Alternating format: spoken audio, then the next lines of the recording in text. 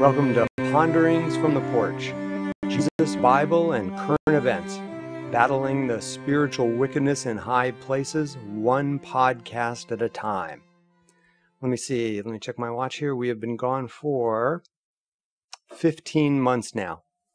Ponderings from the Porch was a short-lived video series from JesusForSinners.com back in July of 2017.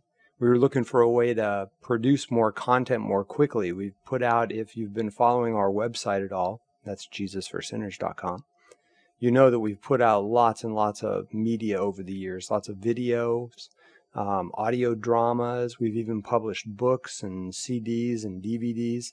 But unfortunately, people's schedules have been very, very busy and getting busier.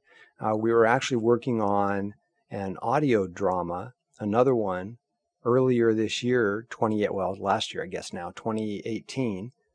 And I think we started in March or April, and we got about 75% of the way through, and everybody's schedules just got really busy, and they haven't been unbusy. And so we released that audio drama. It's called Dry Places, as an illustrated dialogue novel. It's actually out on the Google Play bookstore, and we even made an app so that it'd be easier to read it. And that's out on the Google Play App Store as well. And I'm still thinking we can turn that into at least an audio book, if not an audio drama. But trying to get everybody's schedules, it's really super hard. But we want to do things because there's a lot of stuff going on.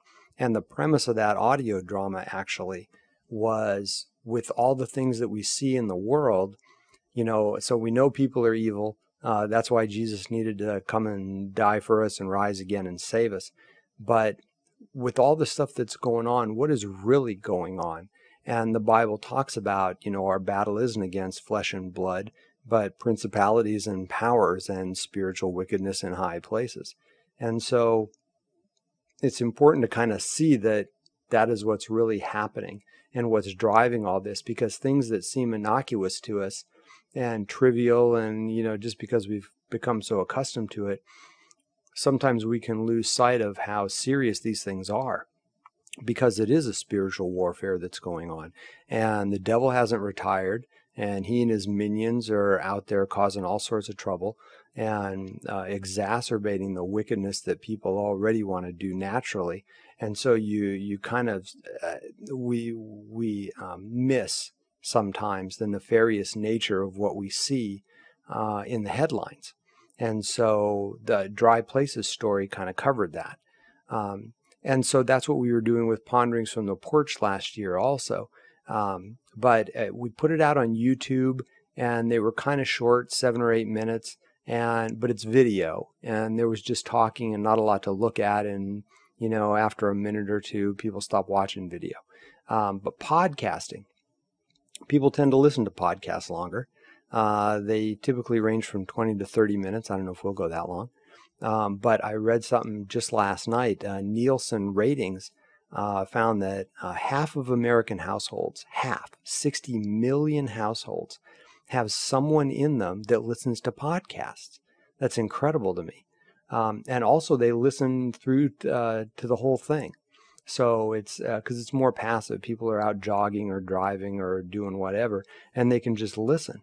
But it seemed like a good way to try to get this information into people's ears, and so they can just be aware. I'm checking over my recorder because we've actually tried. This is the third attempt at this episode, and so I don't know if it's the enemy not wanting this information getting out, or me having forgotten completely how to do anything with audio. Or maybe some of both. But so hopefully this time it'll work. Otherwise, I'm gonna have to take this as a sign. So we wanted to kind of start this up again, and especially since things are still going on, and I think we're going to see even more going on than has been in the last year or so. I saw something the other day, actually, and this story was around. I'm bringing it up on my computer. The story was floating around a couple of news websites, but Stevens College, have you heard about this? Stevens College is an all-women's college in Columbia, Missouri. And they actually have a really long history. They've been around since 1833. That's extraordinary. And it was originally founded as Columbia Female Academy. And then something went wrong in 1855, and they don't go into it. But the academy closed, but they started it up again right away under the name Columbia Female Baptist Academy. And they've had, so it was biblically based. They had, in 1921, someone named Jesse Burrell came in and brought in the Burrell Bible class. And it was so popular, not just with the students at Stevens, but the students at University of Missouri would go to the college to attend these classes. In fact, Stevens' logo, they even have it on their main webpage here, Deo et Veritate, for God and for truth.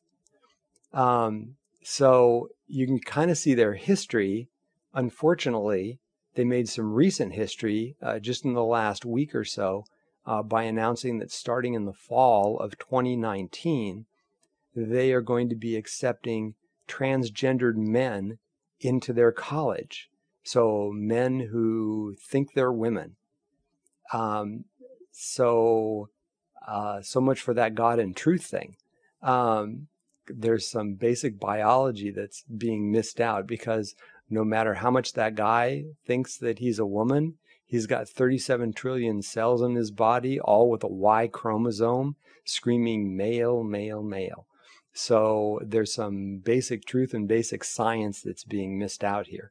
But just to extend this ridiculousness even farther, if a transgendered woman, a biological female who thinks she's a man, tries to apply to the school, she will be rejected because she thinks she's a man. Now, I don't know what you do with those, what do they call them, the polar something or other, they change their mind on which gender they are every couple of days or whatever it is. I don't know what they do with them, give them flexible schedules, or I don't know how they're handling that. But so we've seen this obviously isn't the first time something like this has happened. But the thing that's important about this is that it is a continued attack on God's created order and God as creator. And so you can go all the way back to, when the theory of evolution started, and talk about insulting. Chuck Missler pointed this out, that, idolatry is bad enough, trying to credit some false god who's actually a demon. The Bible, Old and New Testaments talk about this, that false gods are actually demons, and people that worship false gods are worshiping demons. So it's bad enough to attribute God's creation to a demon, but evolution is like the consummate insult, because it says that nothing at all created everything. Who needs God? This stuff can just happen by accident. Creation isn't such a hard thing. It doesn't require anything. But if we look at Romans 1, and if you're familiar with our website and the videos we've produced, we've talked about Romans 1 a lot, because there's a lot in Romans 1 that has to do with our times.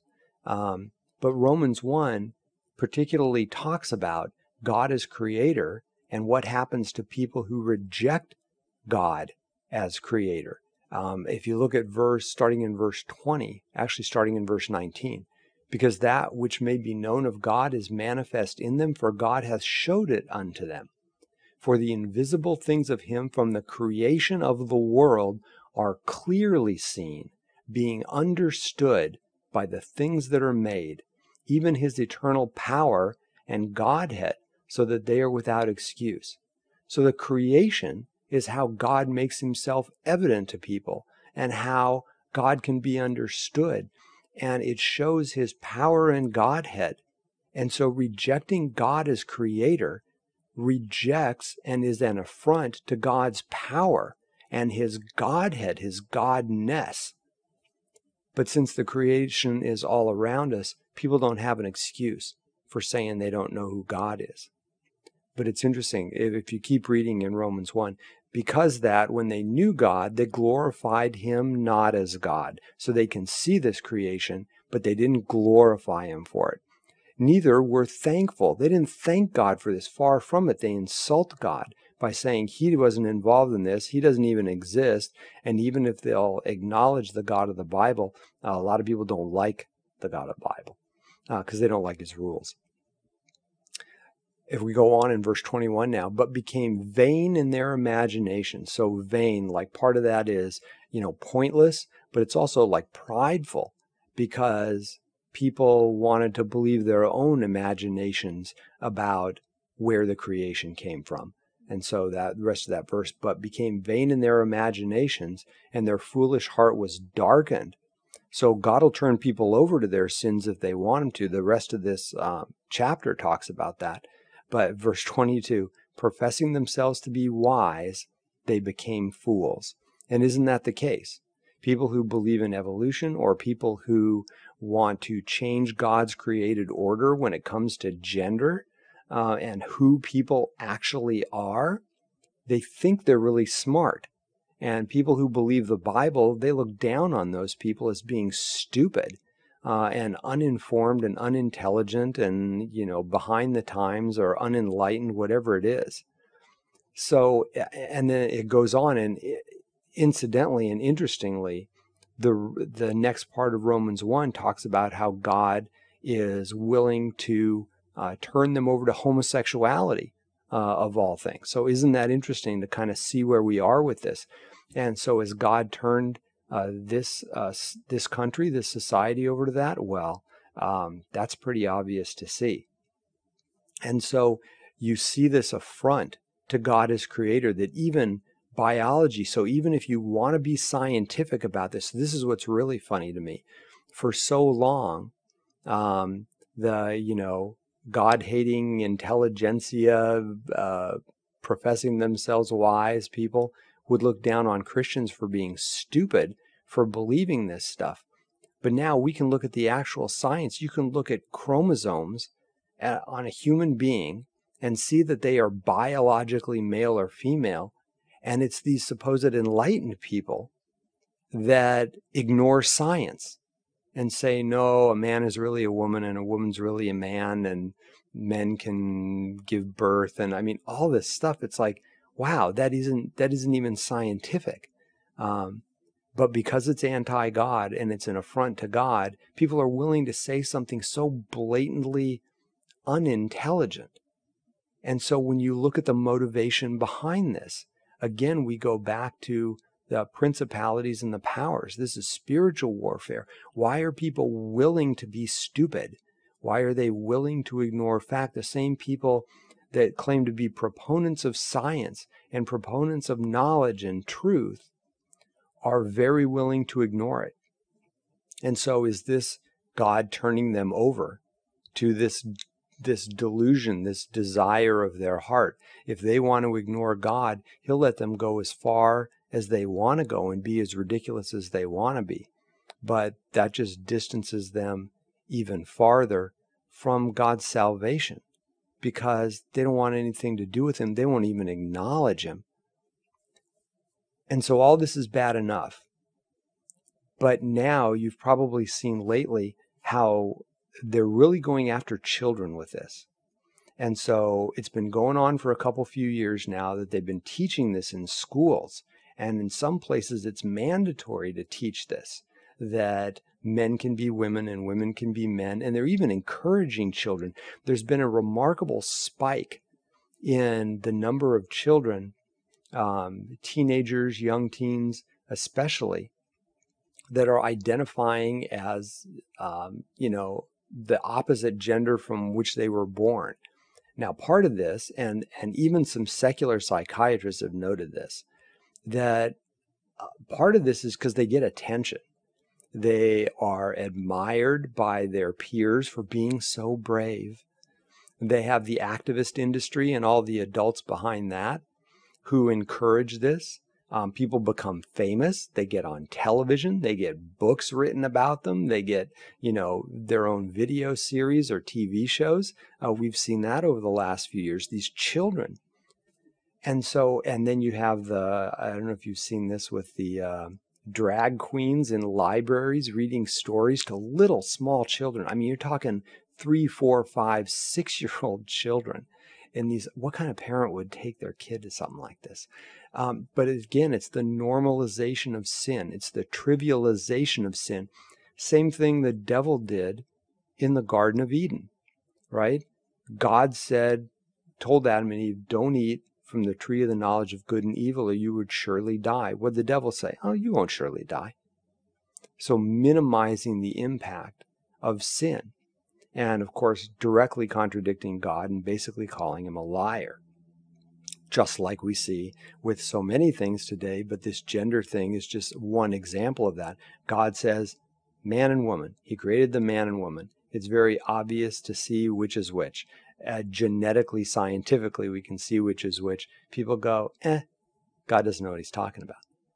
And so we see this continuing. And now I just saw, I'm not going to name names on this because I don't want to give this person and his parents and everybody else behind him any more publicity. But I guess on Good Morning America, so this is coast to coast television, just a couple weeks ago, I think it was, there's this kid, this 11-year-old boy who dresses up in drag, who professes to be gay. And apparently he's been doing this since at least 10, and he puts on drag shows. He put on a drag show at a gay club in New York City where people were throwing money at him. He's 10 years old. What is going on with this? If someone was doing this to a kid in a park by your house, you would call the police. They had this kid on television, and he's prancing around like a stripper. And people are just fawning over him. The host, Michael Strahan, was on there. It's like, this guy's a former football player. Really?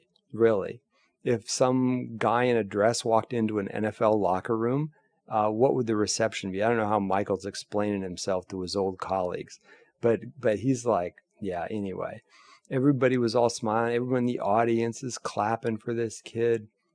His parents are there, just beaming and talking about how wonderful it is that he's found his calling. I'm like, man, the calling for your kid is to dance around like a stripper at a gay club. You have to aim higher. Really. And so, like I said, I don't want to give too much information about this because I don't want to promote this person. And, you pray that someone will come into his life or God will turn on a light in his head and he will realize that this is just crazy wrong. And people are encouraging him to do this. And so you remember what Jesus said about those who would teach these little ones to sin or lead these little ones into sin. Yikes, man. Jesus said it'd be better for them if they had a millstone tied around their neck and they were thrown into the sea. But you can see this attack because the devil's already got most of the grown-ups in this country. And so now getting to the children. And so aside from pushing this perversion and this normalization of sin, we go back to God as creator. And so even young children are being taught that God's created order is not acceptable, or at the very least, if people don't like the way God did things, they can just change it. They can decide for themselves to just change it. Well, think about that, because God gave us commandments as well. And so does the same mindset apply? Sure. If you don't like God's commandment on greed, if you don't like God's commandment on pride or fornication or divorce or anger or whatever else, if you don't like it, just ignore it. Come up with your own commandments, your own rules, as long as they make you happy and make you feel fulfilled. And so that's the deception. And that's the really scary thing behind this, because once a person can talk themselves into ignoring God, they only have to learn that lesson one time. Now they've done the mental gymnastics to sear their conscience. Now they can apply that to any other sin that comes along. And they get farther and farther away from God. And the devil just leads them down the path to hell, because misery loves company. And so the devil's trying to take as many people with him as possible. But I want to call these things out because we have to notice what's behind all this stuff. And as it gets more and more pervasive, and as the political pendulum swings, as it invariably does. I think you're going to see more of this. And so we'll talk about this next time, but we have a presidential election that's, the campaign has already started. Can you believe it? There's over 600 days until the presidential election, and people are already doing things. Like I said, we'll talk about that next time. But this is just an illustration. These stories are just an illustration of how the spiritual battle goes, and how the systematic denying of God and who He is and what He has done and the way He has ordered things, including His commandments, to show that God isn't good in the eyes of a lot of people. And that's what the devil wants to get into people's heads, that God can be ignored, and those people who do trust in God and do believe that God's commandments are good, and the things that God has done is good, and the salvation He offers is good. Well, those people are just crazy, and they're out on this fringe, and they just want to keep you from being who you are and doing what you want to do. And so don't go along with this stuff. Don't take your kids to some drag queen library reading time, please. Don't watch TV shows that are promoting this stuff, because these shows and these things, they make money by you watching, because you contribute to their ratings, and that's what determines their ad revenue. So we don't need to be entertained by this ridiculous stuff. We should be aware of it, and the Bible even says we should rebuke these things, rebuke them gently, but we should reprove these things. And so, but we have to be aware of the battle that's going on. And that's the message we want to try to get across. And so as we look more and more into this,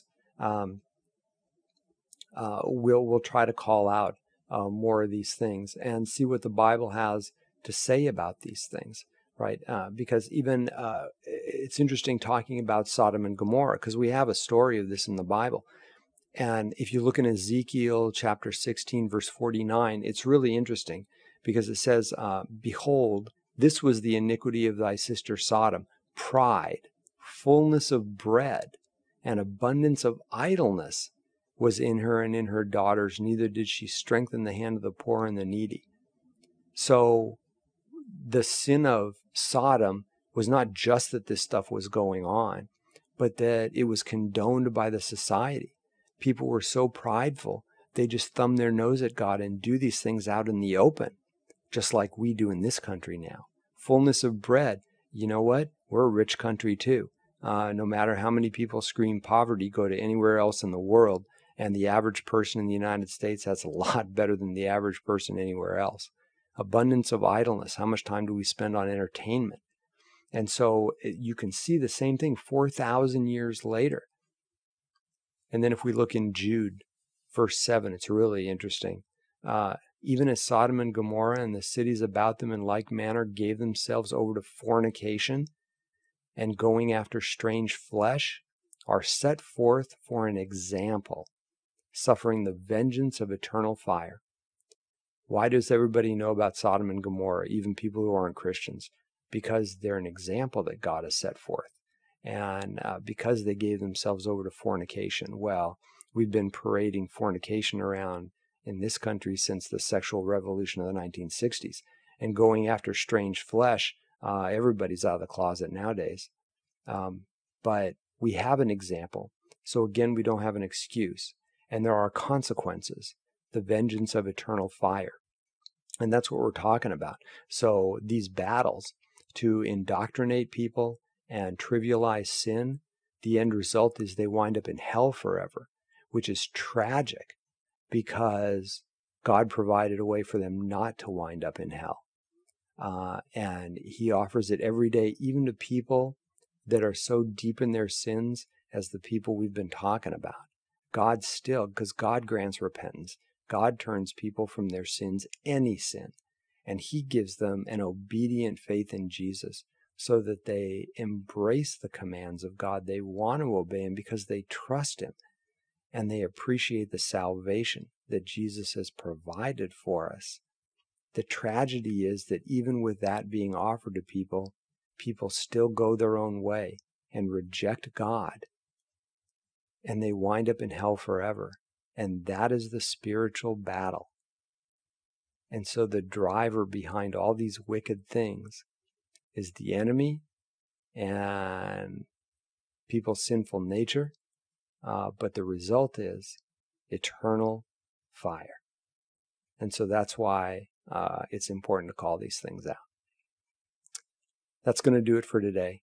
Hopefully we'll be back again soon.